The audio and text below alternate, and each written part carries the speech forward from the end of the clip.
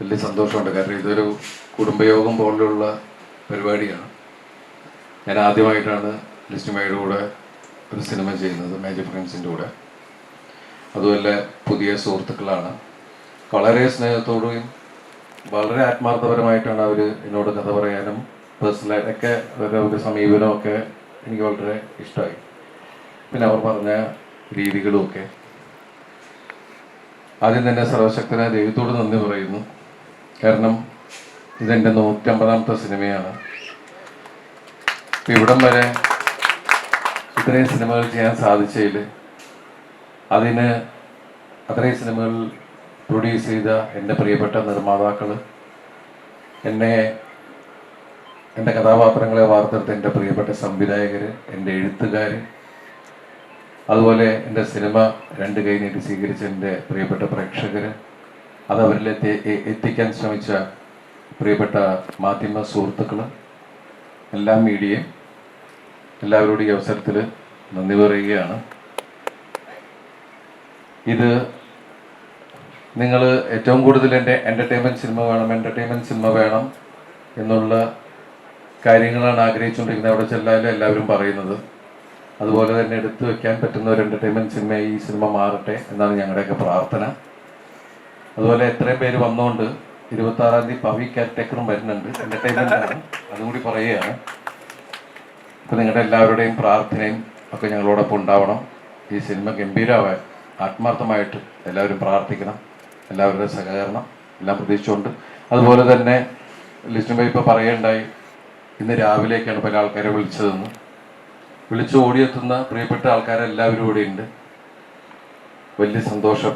ഇവിടെ വന്നിരിക്കുന്ന എല്ലാവരോടും ആത്മാർത്ഥമായിട്ടുള്ള നന്ദിയും രേഖപ്പെടുത്തുകയാണ്. താങ്ക്സ് അല്ലാ.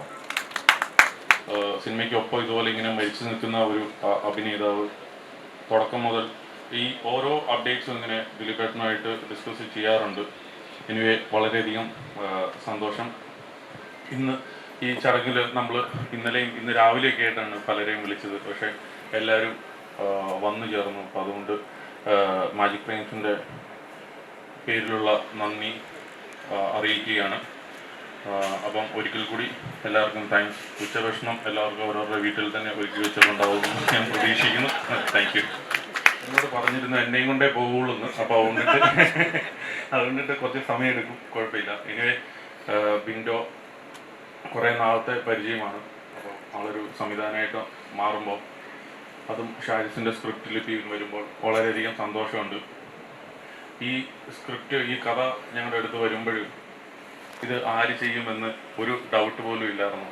അപ്പോൾ ഞാൻ ഷാരിസായിട്ട് ഞങ്ങൾ ഡിസ്കസ് ചെയ്യുമ്പോൾ ആ ദിലീപേട്ടനെ ആയിട്ട് വർക്ക് ചെയ്യണം, അപ്പോൾ ഒരു ഗംഭീര ഹിറ്റ് നമുക്ക് കൊടുക്കണം ചേട്ടാ, ഇത് ഞങ്ങളൊക്കെ ഒരു ചലഞ്ചാക്കി എടുത്തിരിക്കുന്ന ഒരു സിനിമയാണ്. വളരെയധികം സന്തോഷം. ഒന്നും നീ വിശ്വസിക്കരുത്, നീ ഷൂട്ട് ചെയ്തുകൊണ്ടേയിരിക്കണം. ഇപ്പം എന്നോട് 60-70 ദിവസം എന്ന് പറഞ്ഞാൽ ഇവൻ 130 ദിവസത്തല്ല അവൻ നിർത്തിയത്.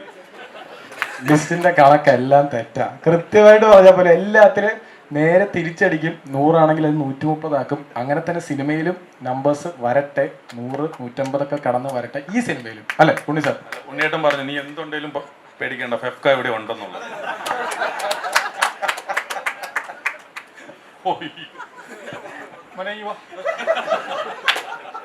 നീ ആവശ്യമുള്ള അത്ര ദിവസം ഷൂട്ട് ചെയ്യണം, നമ്മൾ കൂടെ ഉണ്ട്, ഒരു പ്രശ്നമില്ല. അങ്കിളോ ആരെ വേണമെങ്കിൽ വിളിക്കാം. അത് വിളിച്ചു കഴിഞ്ഞാൽ എല്ലാം ഏറ്റു, അത് നമുക്ക് ശരിയാക്കാം. അപ്പോൾ നമുക്ക് അവസാനിപ്പിക്കാമല്ലോ അല്ലേ? അപ്പോൾ നമുക്ക് എല്ലാവർക്കും വീട്ടിൽ പോയി ഊണ് കഴിക്കാം.